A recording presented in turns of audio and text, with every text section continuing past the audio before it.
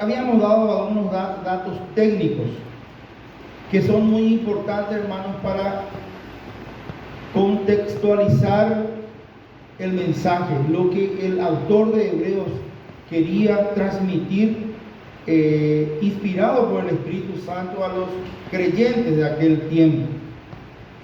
En primer lugar, vimos que el autor humano es desconocido.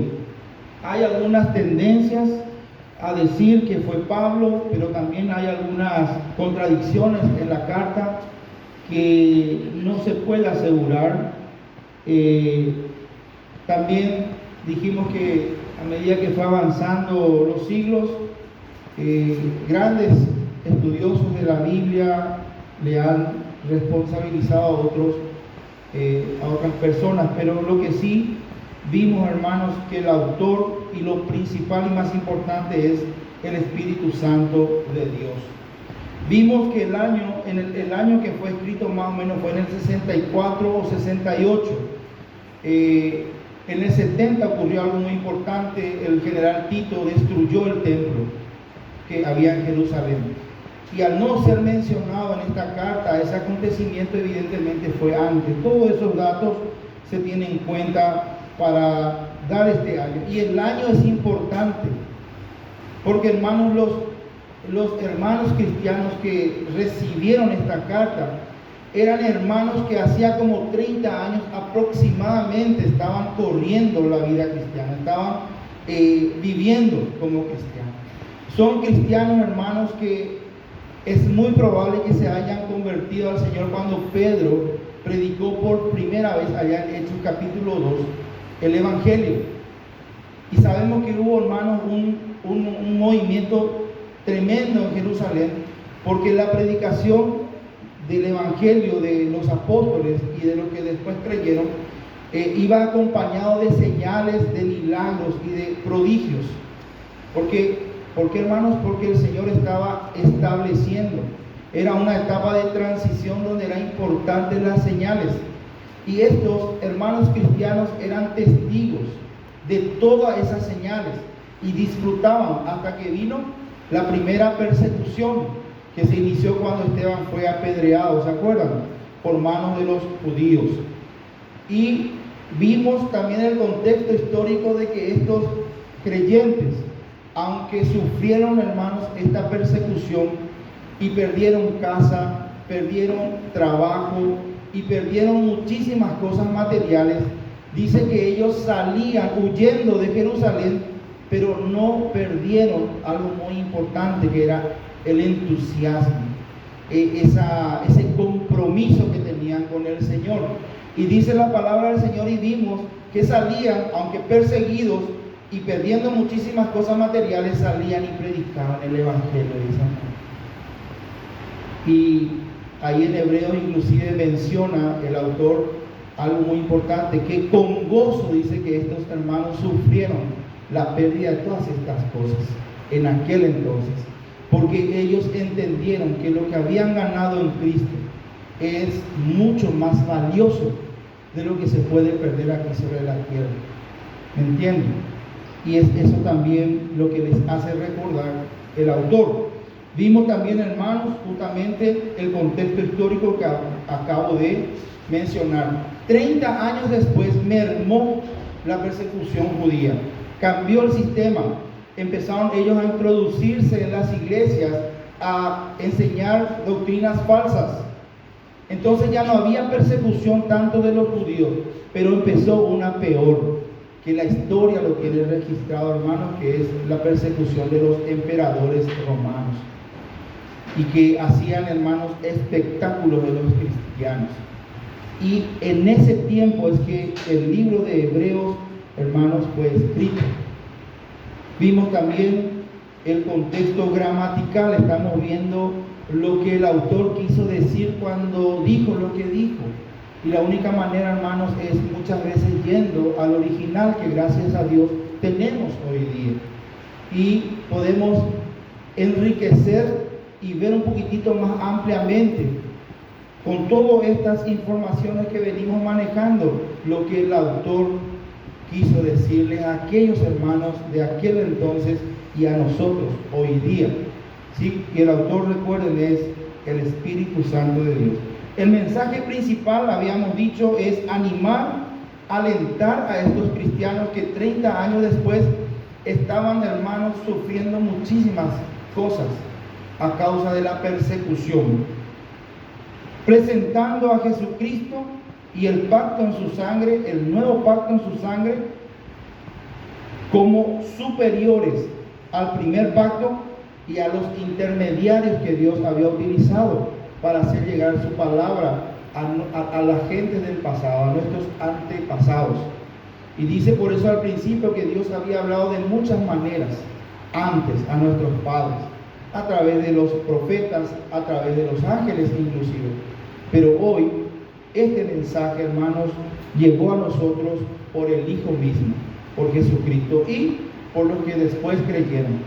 Y sigue corriendo el mensaje del Señor a través de nosotros. Muy bien, ese es el mensaje principal, presentar a Cristo como superior a todo y como la motivación superlativa que todo cristiano tenemos para seguir adelante en la carrera. Porque aquí en este libro se le presenta a la vida cristiana como una carrera de resistencia. Y aunque empezamos bien las carreras, todas las carreras, allá por la mitad muchas veces queremos ya, como estos cristianos, queremos empezar a sufrir el rigor del esfuerzo, del sacrificio que significa. Y lo que la carta a los hebreos quiere, hermanos, sembrar en nuestros corazones para que florezca y dé fruto, es que Jesucristo es la razón más que suficiente para que nosotros recobremos fuerzas y para que sigamos la carrera, puestos los ojos en Jesús. Él es superior, Él es nuestro todo. Vimos, en segundo lugar, estudiamos que el autor de Hebreos llama a los cristianos de aquel entonces a prestar mucha mayor atención a lo que hemos oído, dice, a lo que habían oído. En tercer lugar, vimos e hicimos énfasis en el ABC de la carrera cristiana, en la comunión con nuestro Dios a través de su palabra y en la oración, que son cosas básicas. Pero así como un barco que, habiendo los marinos descuidado levar ancla o echar el ancla o amarrar el barco al puerto, al otro día sufrieron una catástrofe que está registrado históricamente en España, en un puerto de España. Así también el autor quería de alguna manera despertar en los hermanos de aquel entonces que no debían descuidar el ABC de la vida cristiana, que es esa comunión que necesitamos tener con Dios diariamente a través de su palabra y a través de la oración. Y vimos, hermanos, en la oración que aunque Dios es soberano, ya estableció todo, ordenó todo como va a ser. Y aunque Él es omnisciente, conoce todo, antes de que vos digas lo que querés decirle, Él ya lo sabe, dice. Pero con todo Él nos ordena orar. Con todo Él nos ordena perseverar en la oración. ¿Por qué eso? Y ahí estuvimos viendo Salmo 50:15 y decía: e invócame en el día de la angustia, yo te responderé y tú me glorificarás, tú me honrarás, tú me darás testimonio, tú darás testimonio de mí, como hoy hicimos. ¿Y qué tenemos que hacer, hermanos? ¿Qué tenemos que orar? Eso estuvimos viendo también en tercer lugar. Y en cuarto lugar vimos la última vez mucha más atención, prestar mucha más atención a las advertencias que el autor de Hebreos está haciéndole a los hermanos de aquel entonces. Y habíamos visto en ese punto que Dios no cambia, que el mismo Dios severo del Antiguo Testamento es el mismo Dios severo hoy día para con nosotros. Ahora, hay una relación singular hoy día en Cristo Jesús entre vos y tu Dios, entre yo y mi Dios, mi Padre Celestial. Hermanos, ¿cuál es? Que cuando yo peco, no porque estoy en la gracia del Señor y porque ya no voy a perder mi salvación y porque es seguro que no me voy a ir al infierno, yo puedo andar como yo quiero. No. Todavía Dios hoy juzga el pecado de su Hijo que no se arrepiente y no se aparta. Aquel pecado que yo estoy cometiendo, del cual no me estoy arrepintiendo, del cual no estoy confesando, del cual no me estoy apartando, Dios como Padre me va a castigar, me va a juzgar y me va a castigar en esta vida. Porque en la venidera ya no hay juicio para mí. El juicio de la vida venidera está preparado para los incrédulos y está preparado para Satanás y sus demonios, quienes van a ser lanzados a aquel lago de fuego. Entonces, hermanos, muchas de las veces Dios está, dice, disciplinándonos a nosotros en esta vida. Por eso es importante meditar, examinarnos cuando alguna situación aparece en nuestras vidas. Lo digo por mí. Preguntarle poco al Señor siempre: Señor, ¿qué estás queriendo decirme? ¿A qué punto me estás queriendo llamar la atención? ¿Qué no te está gustando? ¿En qué te estoy ofendiendo? Porque el Señor, a través de su Espíritu Santo y su palabra, nos va a indicar, hermano. Cuando es prueba, nos va a hacer ver que es prueba.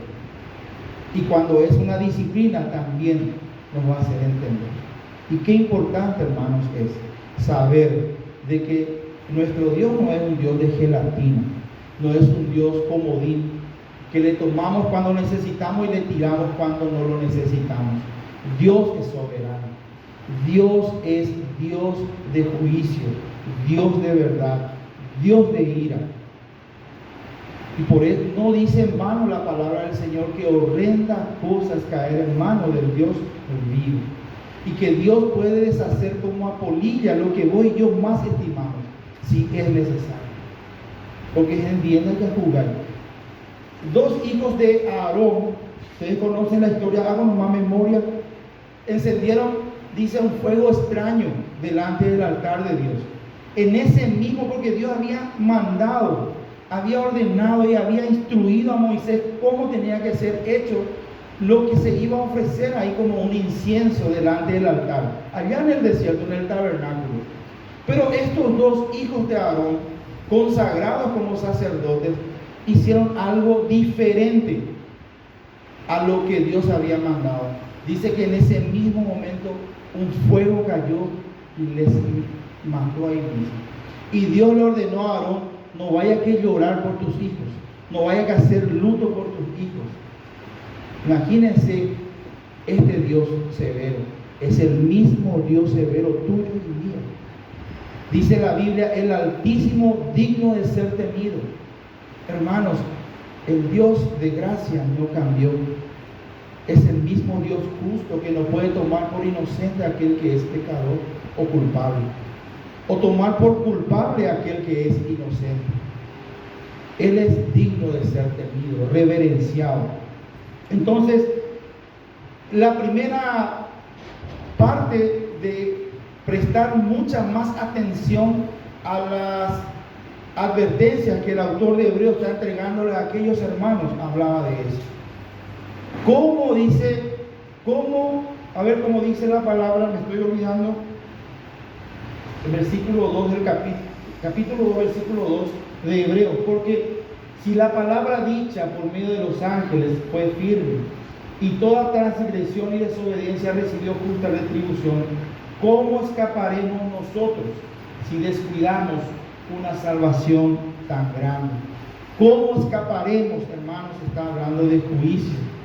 Dios juzga los pecados de sus hijos en este tiempo. Porque dice el apóstol Pedro en su primera carta: es necesario que el juicio empiece por la casa de Dios. Porque nosotros no vamos a ser juzgados ni castigados en aquel juicio preparado para los incrédulos. ¿Me entienden, hermanos? Entonces, hoy el Señor nos dice que prestemos mucha mayor atención a lo que nos está pasando, a lo que Dios nos está hablando, al llamado, al toque de atención que Dios está haciendo, muchas veces a través de su palabra, a través de su espíritu o a través de las circunstancias. Amén. Todo eso estuvimos viendo, y hoy quiero ver con ustedes, hermanos, brevemente El segundo aspecto, la segunda parte de esta advertencia del capítulo 2 de Hebreos, donde, hermanos, nos dicen en el versículo 3, ¿cómo escaparemos nosotros si descuidamos una salvación tan grande, la cual, habiendo sido anunciada primeramente por el Señor, nos fue confirmada por los que oyeron? Habíamos visto en la cena del Señor que esta salvación tan grande también significa que es una salvación demasiado costosa en magnitud. No nos podemos imaginar a cabalidad el costo de esta salvación, porque aunque ese costo no significó nada para vos ni para mí, sí significó para Dios un alto precio, que es el haber entregado a su unigénito Hijo en la cruz del Calvario a morir por nosotros en esa cruz. Habíamos visto eso en la Santa Cena, que el costo de esta salvación es incalculable, porque costó la sangre preciosa de Jesucristo. Podemos, hermanos, de alguna manera prestar atención al punto de que esto que acabo de decir, que está en 1 de Pedro capítulo 18, por favor, y 19, dice que no fuimos rescatados con cosas corruptibles como oro y plata. Y ahí hace una pequeña comparación, sino, dice, con la sangre, el 19, con la sangre preciosa de nuestro Señor Jesucristo. Esa sangre, hermano, preciosa no tiene precio. Podemos, y que Dios nos ayude a que podamos apreciar el costo de esta salvación que tan oportunamente el hermano Diego el domingo nos hizo recordar, que fue planificada, ejecutada y está siendo aplicada solamente para los seres humanos. Y nos hizo recordar que los ángeles también pecaron.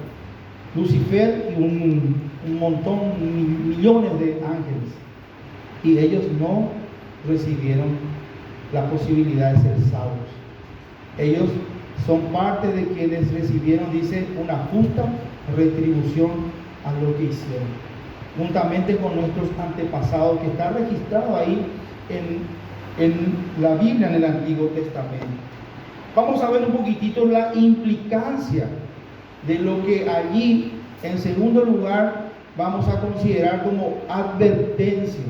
Nuestro tema se llama prestar mucha mayor atención a las advertencias, segunda parte, y es la palabra descuidar. Si alguno tiene la posibilidad de verificar, hermano, puede buscar en el diccionario griego, en el 272 está, hermanos, esta palabra. Amelezantes, es tan difícil. Amelezante es la palabra. Esa A, hermanos, es un prefijo que denota que algo está ausente. Nosotros hoy día utilizamos esa letra, ese prefijo, cuando decimos, por ejemplo, apolítico. ¿Qué significa apolítico? Que no estoy metido en esa área. A ver, hay otras palabras donde se le usa la A como significando que no estamos de acuerdo con eso. Apolítico.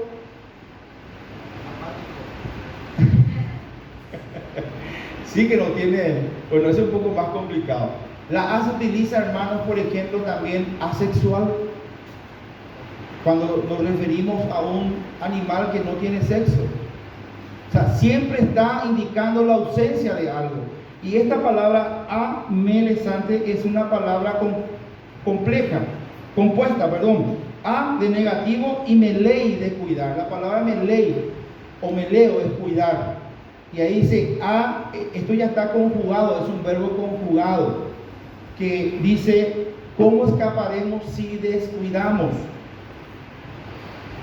Si no cuidamos. Por eso esta palabra se escribe con ese prefijo a.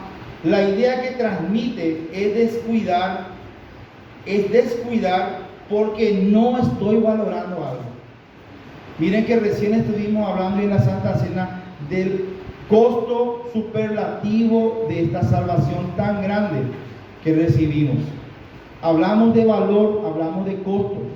Y cuando dice aquí, si descuidamos, es evidente que el descuido, hermanos, está haciendo porque da esa cuay, da a entender por ahí, mira el costo de esta salvación, el valor de esta salvación. Y es lo que el autor de Hebreo está tratando de advertirles a los hermanos de aquel tiempo. Otras traducciones, hermanos, ¿cómo escaparemos nosotros si descuidamos? En vez de poner descuidamos, ¿saben qué ponen? Por ejemplo, la Reina Valera del año 1909 pone tener en poco. ¿Cómo escaparemos si tenemos en poco? Porque eso se ajusta un poquitito más a lo que transmite esa palabra como idea. Hay otra traducción, hermanos, que dice, ¿cómo escaparemos si despreciáramos? Si no entendiéramos el valor de lo que hemos recibido. Y otro es un poco más largo.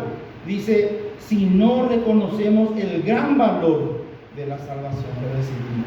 Si no reconocemos el gran valor. Los receptores de esta carta en aquel tiempo, en el año 64, 68 aproximadamente, estaban dejando de valorar lo que tenían. Estaba cambiando aquella actitud que les llevó a ellos que, a pesar de ser perseguidos y de perder lo que perdieron, dice que salieron y predicaban el Evangelio. Y entusiasmados porque ellos estaban tan convencidos, gozosos, entusiasmados porque lo que recibieron en Cristo ellos entendían y creían que era mucho más de lo que habían perdido por causa de Cristo. Pero 30 años después, lastimosamente, hermanos, porque era muy frecuente las persecuciones y cada vez eran más fuertes. Imagínense, los cristianos eran puestos en un circo y se les largaban a los leones, a los tigres, para que frente a toda aquella multitud de romanos ellos fueran despedazados por esos animales. El creyente que se bautizaba sabía, hermano, que paraba en la cárcel o que iba a morir de esa manera o de otra, o que iba a tener que perder todo. Entonces, hermanos, los receptores estaban dejando de valorar la salvación que recibieron, por eso estaban descuidando esta salvación tan grande.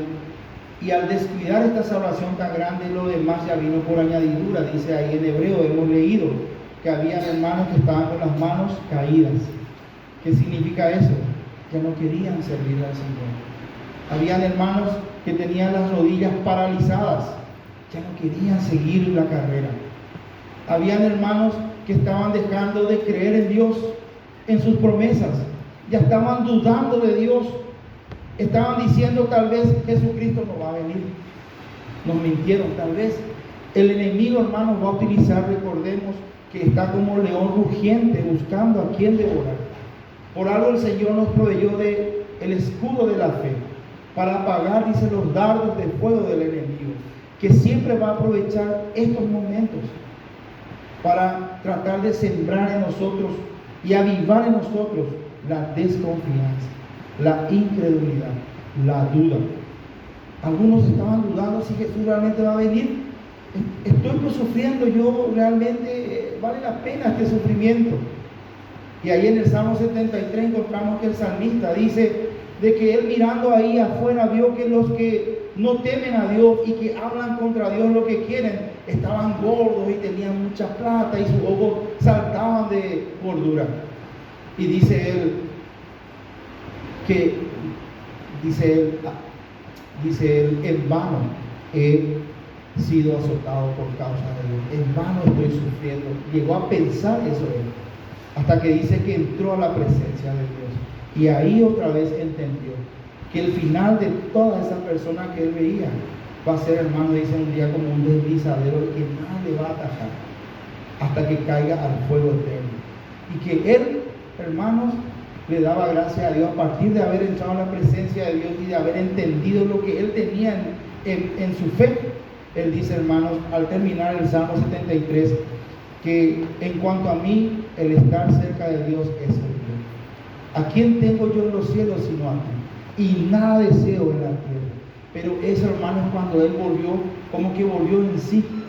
¿Y dónde volvió en sí? En la presencia de Dios. Donde estos hermanos estaban empezando a no frecuentar. Estaban dejando de orar. Estaban dejando de leer la Biblia. Estaban dejando de oír a Dios.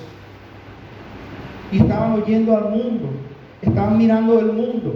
Estaban oyendo su propio corazón incrédulo. Recordemos que el Hijo de Dios sigue teniendo un corazón malo y perverso. Y nos descuidamos. Y de ahí mismo suben, dice, fortalezas que se levantan contra la verdad de Dios.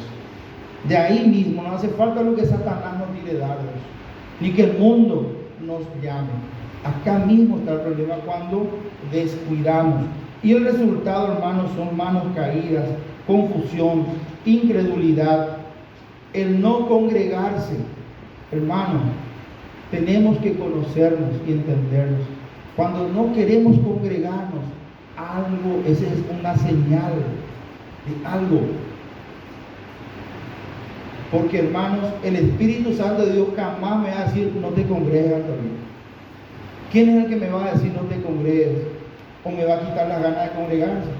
La carne, mi viejo hombre. El enemigo que está ahí susurrando al oído. El mundo que me llama con su corriente a alejarme de Dios. Hermanos, algunas veces no valoramos un regalo. Aquí va.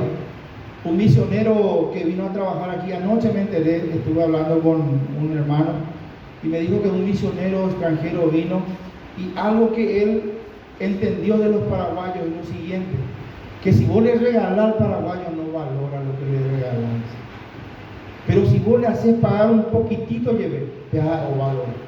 Desde esa vez entonces él lo que hace, trae los materiales, dice, me da 5.000 por ala y ya no uno por ala.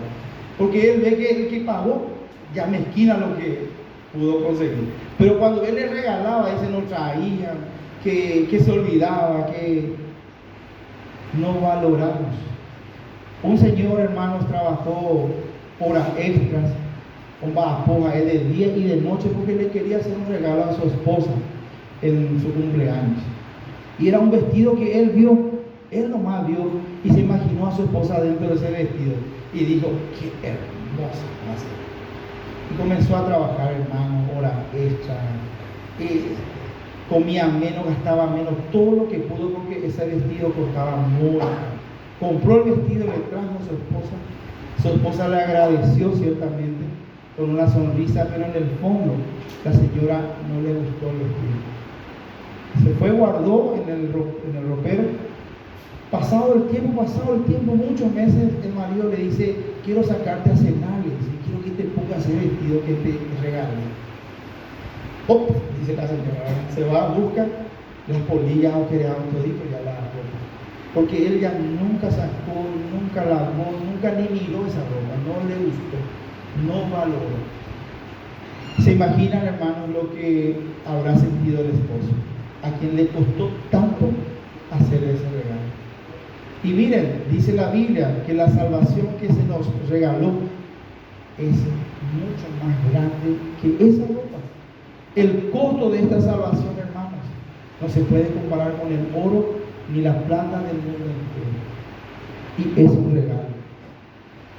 La pregunta para vos y para mí, hermanos, ¿cuán valioso es para vos y para mí este regalo? Y yo puedo decirle, yo le doy gracias a Dios y no sé cómo agradecerle, pero cómo mi vida está manifestando, hermanos. Porque hoy día la manera de vivir de muchos cristianos manifiesta, hermanos, un menosprecio, un desprecio y un descuido de esta salvación tan grande. Esa es una realidad que estaba pasando en el año 64 y 68. Es una realidad que hoy está pasando. Si examino mi vida, hermanos, cuánto mi conducta diaria, cuánto de mis reacciones ante circunstancias difíciles, cuánto, hermanos, de mi proceder diario está hablando del valor que tiene para mí esta salvación. Pregunto a mí mismo, y que el Señor también te ayude a preguntarte a vos mismo, hermano. Porque la forma en que estás viviendo, conduciendo, reaccionando, hablando, pensando, en lo que estás invirtiendo tu dinero, tu tiempo, las cosas que el Señor te dio. Eso habla a gritos de cuán valioso es para nosotros esta salvación tan grande. ¿Se entiende, hermanos? ¿Se entiende? Que el Señor nos llama a prestar mucha mayor atención ahora a esta segunda parte de esta advertencia. Que no descuidemos, porque uno descuida algo que no valora, algo que no ama, algo que no entiende el costo que tuvo, como esta mujer que nunca entendió ni apreció el regalo que su marido le hizo, al punto de causar una tristeza tan grande en él. Esta actitud es muy peligrosa. Esta actitud es muy peligrosa, por eso el autor de Hebreos está advirtiendo a los hermanos. Esta actitud es muy peligrosa, hermanos, porque nos compara con un barco. ¿Se acuerdan que hablamos de que los términos que usa el autor de Hebreos habla de anclar un barco al puerto o amarrarlo al puerto? Porque esa sencilla, eso básico que tiene que hacer un marino puede causar una desgracia muy grande como la que causó en el año 2009 en España, y que puede causar una desgracia espiritual en tu vida y en la mía. Hermanos, esta actitud es muy peligrosa para el Hijo de Dios, porque estoy, hermanos, como un barco a la deriva, porque no me estoy anclando a Cristo, porque no estoy amarrándome al Señor, al puerto seguro.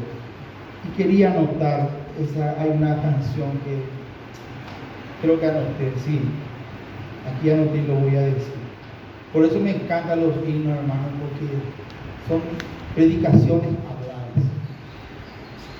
Entonces, hermanos, esta actitud es muy peligrosa, porque hace de que como hijos de Dios que somos, estamos como un barco a la deriva, sin estar anclado a Cristo, sin estar amarrado al puerto seguro que es Cristo para nosotros. Es lo básico, pero el Señor dice que prestemos mayor atención a esas cosas básicas. Sí. Esta salvación que se nos regaló es demasiado grande, excesivamente costosa para que lo descuidemos. Filipenses capítulo 2, versículo 12 dice, por eso al final, ocupaos en vuestra salvación con temor y temor. No para mantenerlo, no, hermanos, para no perderlo, no. La salvación que hemos recibido por gracia como un regalo no se pierde, porque no es algo que hemos ganado, es algo que se nos ha regalado. Pero sí, hermanos, somos llamados a valorarlo, a apreciarlo y en consecuencia a vivirlo. Por eso dice ahí, ocupaos en vuestra salvación con temor y temblor, Filipenses 2:12. Y segunda de Pedro 3:18 dice, creced en la gracia y en el conocimiento de nuestro Dios. Esto que se nos regaló, hermano, es algo que jamás se va a desgastar, jamás, hermano, va a mermar. Al contrario, está como para crecer en nosotros y a través de nosotros, para que pueda alcanzar a otros esta gracia del Señor, este regalo de Dios. Al contrario, a medida que ñame esta abeja, nunca va a mermar, nunca se va a desgastar, nunca se va a desvalorizar, hermano. Pero ese es el entendimiento que vos y yo tenemos, hermano. Concluimos, hermanos, diciendo que en Jesucristo hemos recibido esta salvación tan grande y que en Él estamos completos. Por eso el autor de Hebreos le presenta a Jesucristo como la motivación magna, la motivación más grande que puede tener un cristiano es Cristo. Cristo es nuestro Salvador, nuestro Redentor. Cristo es nuestro poder para seguir adelante. Cristo es nuestra meta, puesto los ojos en Jesús. Que cada vez Cristo sea más en vos y en mí, y yo sea menos. Cristo es nuestro todo, pero tenemos que creerlo al punto de valorarlo, al punto de no descuidarnos, hermano, porque en el descuido está el peligro, en el descuido de las cosas básicas, que nos tienen amarrados, atados al Señor. No descuidar, hermanos, valorar. El mandamiento es ocuparnos y crecer para no caer de nuestra firmeza. Si podemos poner ahí el versículo 17, un versículo antes, por favor. Miren lo que dice: así que vosotros, oh amados, sabiéndolo de antemano. Está hablando de todo lo que va a pasar con esto, que muchas veces distrae nuestra atención de Cristo. Y desde hablando, hermano, ya ve dispuesto ya algo ahora que la gente ya era Jesucristo era estamos más dispuestos a cansarnos y a matarnos en cansancio por las cosas vanas de este mundo. Y aquí Pedro le está diciendo que todo esto va a desaparecer. Todo esto, hermano, un día va a ser hecho nuevo. Y eso es lo que el Señor quiere que vos y yo tengamos en mente y en corazón como nuestra meta. Esa patria celestial nueva de la cual nosotros somos ciudadanos.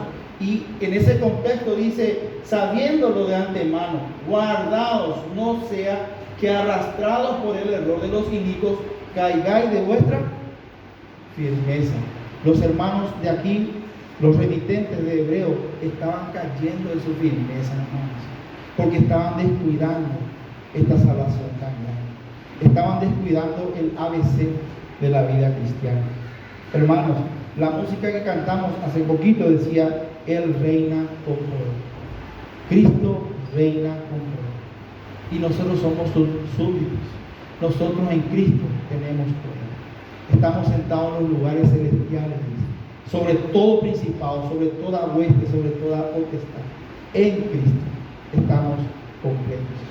Y Él, díganme, ¿será que Cristo es digno de que procuremos vivir como vencedores, como seguidores de Cristo? ¿Será que Cristo es suficiente para que yo me levante esta mañana y decida seguir la carrera cristiana? Aunque cueste. Hermanos, la respuesta es sí.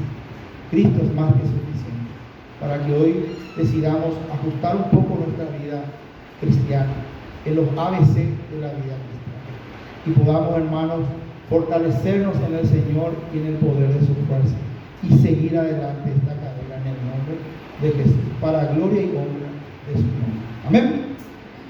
Bueno, así, hermanos, terminamos. Quiero orar ahora nuevamente para